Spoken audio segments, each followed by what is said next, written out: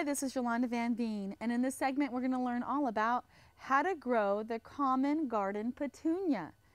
Petunias are such a beautiful plant, and hanging baskets are in the garden, and they're actually really easy to grow. But to discover the best place to plant them, let's find out where they're native. So the petunias are native to the southern part of the United States, all the way into Mexico and parts of South America, and they're even found into Florida. And they are very much related to tobacco. In fact, the Petunia Hybrida, petun, P-E-T-U-N, means tobacco in the South. So petunias are related to tobacco or nicotiana. So they have a narcotic effect, and they're very fragrant. And they are also related to potatoes, which fascinates me as well.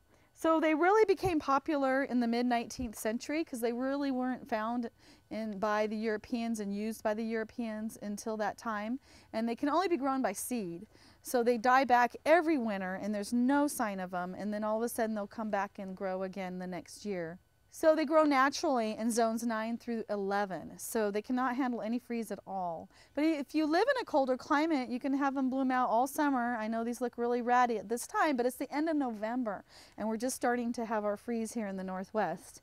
And they're still blooming, so I hate to cut them back until they're done blooming. I even cut them back down and leave them in the greenhouse and just leave them on the dry side until spring. And a few times I've had them survive the winter in my greenhouse, so that's always very exciting when that happens. But if I lose them, I just sprinkle some seeds in them in the spring. I wait till even April, May, whenever it's at least 15 above at all times to start them, because they don't want to get frozen at all. You'll lose them right away. They don't like wet soil either. They like to be watered, but they kind of want to dry out in between.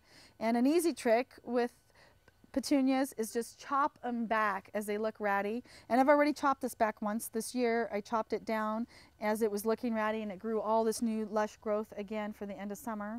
And now at the end of the summer I will cut it back again, and hopefully it'll make it over the winter.